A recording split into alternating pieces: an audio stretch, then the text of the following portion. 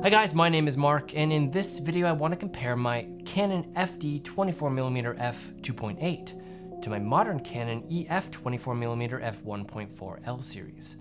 Now I realize this is more like an apples to oranges comparison. They may share the same focal length, but that's about it. They're completely different lenses. So this is less of a scientific comparison and one that scratches a bit of an itch I've had for a while. So if you're at all curious to see how these two lenses compare to one another, well, you're about to find out. How does a $1,500 lens compare to a $100 lens?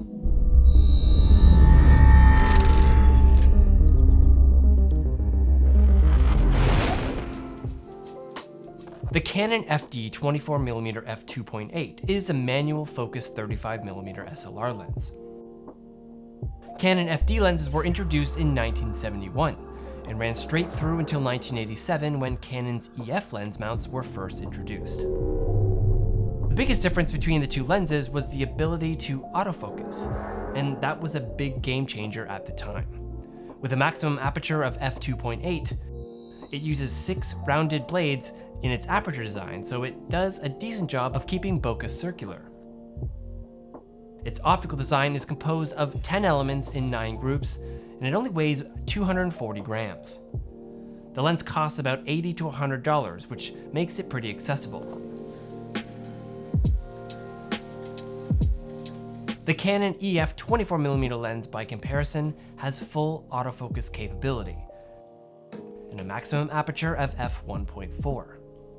That's a full 2 stops more than the FD lens, which equals about 4 times more light. It uses 8 rounded blades in its aperture design, so expect circular bokeh across most of the f-stop range with this lens. Now, unlike the FD lens, the aperture control is done electronically using a dial on the camera, and can move in fractions of stops, giving you more control overall. It's also got a minimum focusing distance of 0.25 meters versus the FD's 0.3 meters. This particular lens uses 13 elements in 10 groups and is definitely much bigger and heavier than the FD lens, which makes sense. There's a lot more glass inside this lens, as well as physical space needed to accommodate the f1.4 aperture. Now, brand new, this lens costs about $1,500, which is expensive, yes, but it's Canon's premium L series, so you get a lot for that price point. Not included is this broken Tiffin filter stuck to it. That I'm going to need to eventually remove. Any tips? Leave them down below. Okay, enough about the physical lenses. Let's go out for some unscientific apples to oranges comparisons.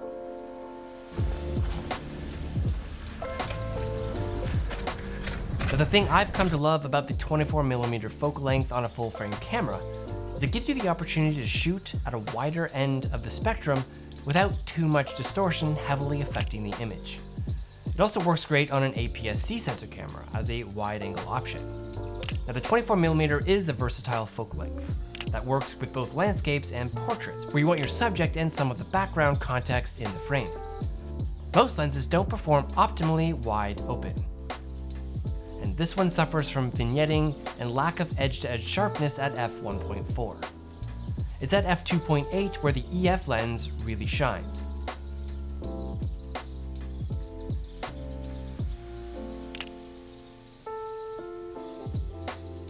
At the FD lens, max aperture is f2.8, so the FD lens isn't at its best wide open. But the lens cleans up a lot by f4. Now, one thing I noticed almost right away is the slight color difference between the two lenses. I kept my white balance the same throughout, but the EF lens renders colors that appear a bit more true to life, while the FD images have a warmer hue to them. Contrast levels on the FD lens are also naturally higher as well. Definitely feels more surreal than real life versus the EF lens.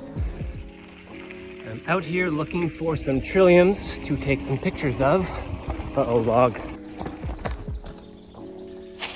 There we go. That's what I was looking for right there. The Canon EF lens has a minimum focusing distance of 0.25 meters. while the FD can't get as close at 0.3. Now the sharpness for both lenses is pretty good here, but the bokeh on the EF lens is a bit softer overall from these two images. Shooting towards the sun, you can see the FD handles the flaring differently than the EF lens, which is able to absorb quite a lot of it. And you'll also notice here the edges of the frame are much sharper on the EF lens when zoomed in.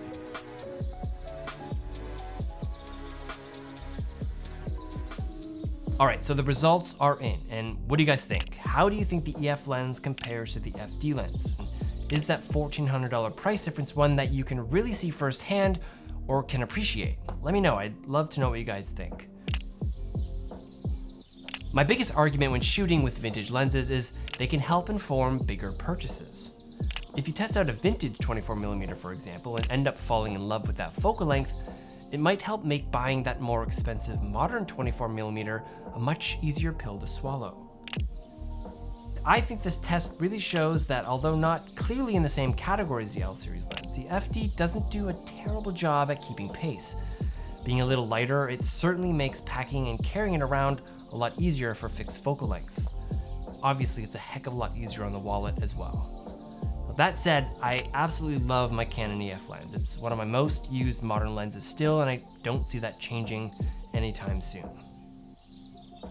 All right, guys, well, that's it for this video. Thank you so much for watching, and I'll see you next time.